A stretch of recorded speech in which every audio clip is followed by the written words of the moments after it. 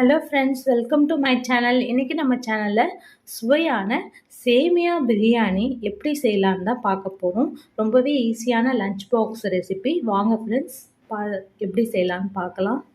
சேமியா பிரியாணி செய்யறதுக்கு நான் கடாய் நல்லா சூடானதுக்கப்புறம் கொஞ்சமாக நெய் சேர்த்துக்கிறேன். நெய் கொஞ்சம் நல்லா உருகனதுக்கப்புறம் நம்ம இதில் கொஞ்சமாக முந்திரி பருப்பு சேர்த்து நல்லா வறுத்து எடுத்துக்கலாம்.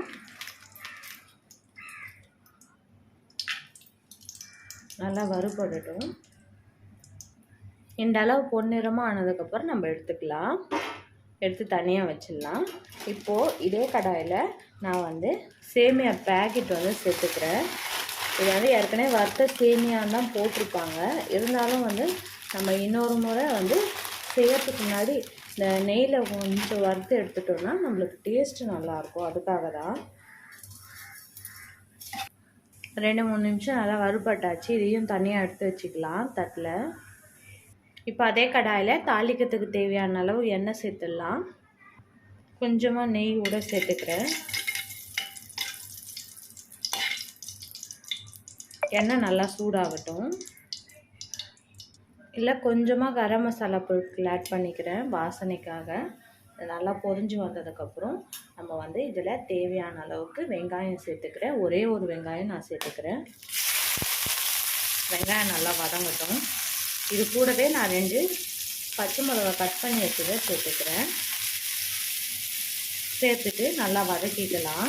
இந்த ரெசிபி பார்த்திங்கன்னா குழந்தைங்க நல்லா விரும்பி சாப்பிடுவாங்க.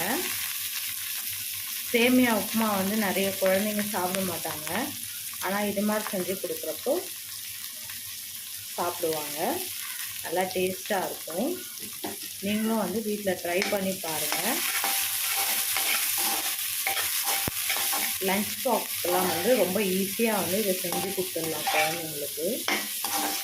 நல்லா பொன்னிறமாக மாறட்டும். அது வரைக்கும் நல்லா வதக்கி விட்டுக்கலாம். இது கூட ஒரு 1/2 ஸ்பூன் இஞ்சி பூண்டு விழுது.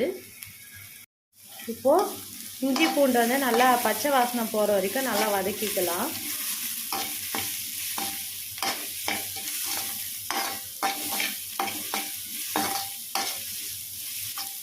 நல்லா வதக்கிக்கோங்க. நல்லா பொன்னிறமாக வரணும். அது வரைக்கும் நல்லா வதக்கிக்கோங்க.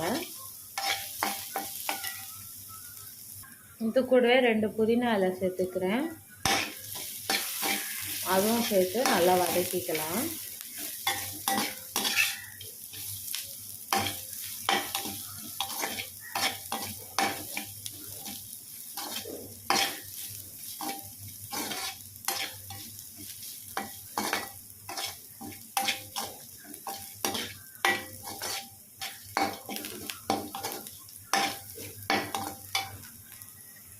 இப்போது ஒரே ஒரு தக்காளி சேர்த்துக்கிறேன். சேர்த்துட்டு அதையும் நல்லா வதக்கிக்கலாம்.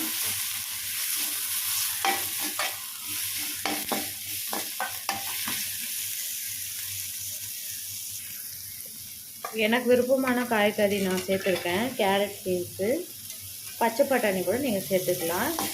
இதுவும் நல்லா வதக்கிட்டு நல்லா ஒரு பாதி அளவு வெந்து வரணும். அந்த அளவுக்கு நீங்கள் வதக்கிக்கணும். அது வரைக்கும் நீங்கள் நல்லா வதக்கிக்கோங்க. நல்லா வதக்கிட்டு செஞ்சால் தான் டேஸ்ட்டாக இருக்கும். ஒரு 5 நிமிஷம் நல்லா வதக்கிக்கோங்க. இப்போது தேவையான அளவு உப்பு நான் சேர்த்துக்கிறேன்.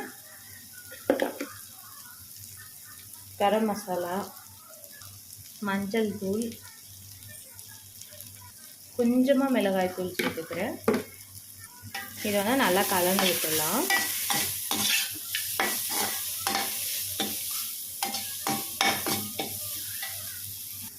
இப்போது நல்லா ஒரு சொம்பு தண்ணி ஆட் பண்ணிக்கிறேன். இன்னும் கூட கொஞ்சம் தண்ணி சேர்த்துக்கலாம். நம்ம உப்புமாவுக்கு எந்த அளவு தண்ணி ஆட் பண்ணுமோ அந்த அளவு தண்ணி சேர்த்துக்கோங்க. தண்ணி நல்லா கொதிச்சு வரட்டும். நல்லா கொதிக்க ஆரம்பிச்சிருக்கு. இந்த மாதிரி டைமில் நான் சேமியா வறுத்து வச்சதும் இந்த முந்திரி பருப்பு வறுத்து வச்சதும் ஒன்று ஆட் பண்ணிக்கிறேன்.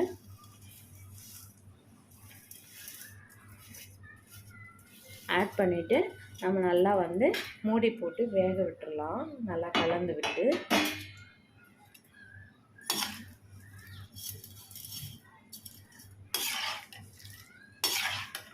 சேமியா வந்து நல்லா வெந்து வரணும்.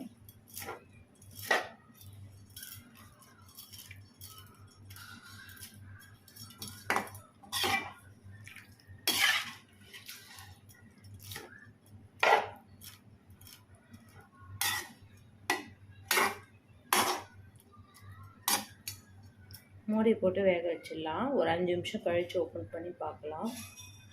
இப்போது ஓரளவு வெந்திருக்கு. நல்லா வந்து கலந்து விட்டுக்கலாம். கலந்து விட்டுட்டு இதில் நான் ஃபைனலாக வந்து டேஸ்ட்டுக்காக ஒரே ஒரு முட்டை வந்து ஆட் பண்ணிக்கிறேன். முட்டை ஆட் பண்ணிங்கன்னா தான் உங்களுக்கு இது கொஞ்சம் டேஸ்ட்டாக இருக்கும். இல்லை நான் ஒரே ஒரு முட்டை சேர்த்துக்கிறேன். சேர்த்துட்டு நல்லா கலந்து விட்டுக்கலாம்.